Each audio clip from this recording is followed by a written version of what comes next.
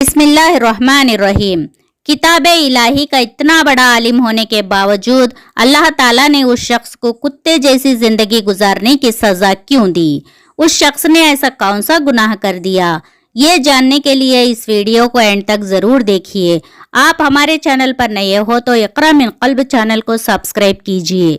अल्लाह ताला सूरह आराफ 175 to 176 आयत में एक ऐसे शख्स का वाक़या बयान किया है जिसे किताब इलाही का इल्म हासिल था, लेकिन फिर वो दुनिया और शैतान के पीछे लगकर गुमराह हो गया।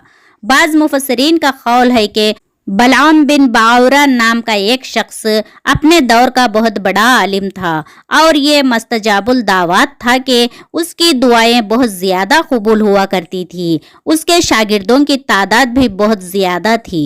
जब हज़रत मूसा अलैहिस्सलाम कौम जब्बारीन से जिहाद करने के लिए बनी इसराइल के लश्करों को लेकर रवाना हुए तो उस शख्स की कौम उसके पास घबराई हुई आई और कहा कि हज़रत मूसा अलैहिस्सलाम बहुत ही बड़ा और निहायत ही ताकतवर लश्कर लेकर आ रहे हैं और चाहते हैं कि हम लोगों को हमारी ज़मीनों से निकाल कर हमारी ज़मीन कौम बनी इसराइल को दे दें। इसलिए आप हज़रत मूसा अलैहिस्सलाम के लिए ऐसी बद्दुआ कर दीजिए कि वो शिकस्त खाकर वापस चले जाए। आप मस्तजाबुल दावत हैं, इसलिए आपकी दुआ ज़रूर कबूल हो जाएगी। ये सुनकर बलआम बिन बाउरा कांप उठा और कहने लगा कि तुम्हारा बुरा हो, खुदा की पनाह मांगो। हज़रत मूसा अलैहिस्सलाम अल्लाह इज़्ज़ल के रसूल हैं और उनके लश्करों में मोमिन हैं। भला मैं कैसे और किस तरह बद्दुआ कर सकता हूँ? लेकिन उस कौम के लोग रो रो कर गिड़गिड़ा कर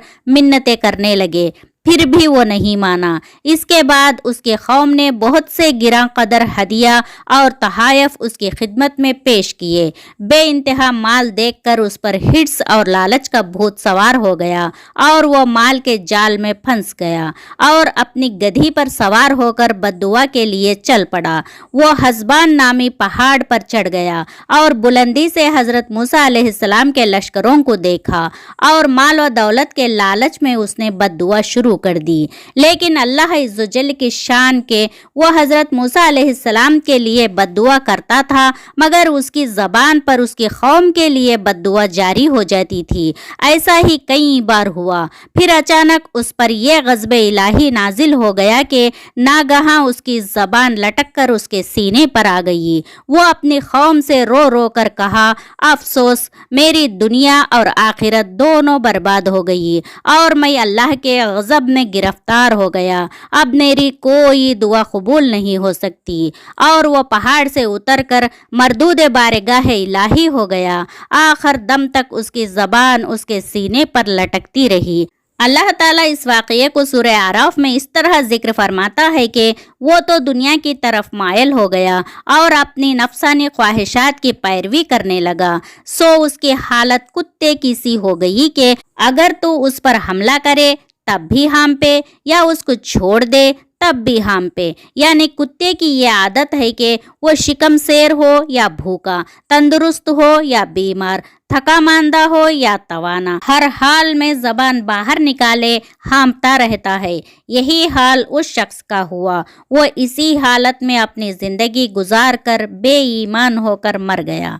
बाज़ रिवायातों से ये पता चलता है कि अल्लाह ताला उस शख्स को बहुत सी नियामतों से नवाजा था, लेकिन उसने कभी भी अल्लाह ताला का शुक्र अदा नहीं किया। अगर वो अल्लाह इज़्ज़ल का शुक्र गुजार होता तो कभी भी यूं दोनों जहां में इस तरह जलील व ख्वार न होता। हर मुसलमान को माल व दौलत के हिर्स और लालच के जाल से हमेशा परहेज करना चाहिए और गुनाहों से बचते रहें और ख़ास कर अल्लाह ताला की दी हुई नियामतों का हर वक्त शुक्र अदा करते रहना चाहिए। ए अल्लाह, हम सब मुसलमानों को हक़ पर चलने की तौफ़ीक़ अता फ़रमा।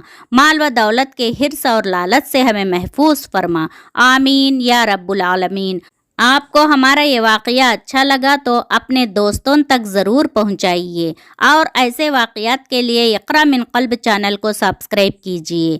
अस्सलामु अलैकुम व रहमतुल्लाहि व बरकातुहू। जज़ाकुमुल्लाहु खैरन कसीरा।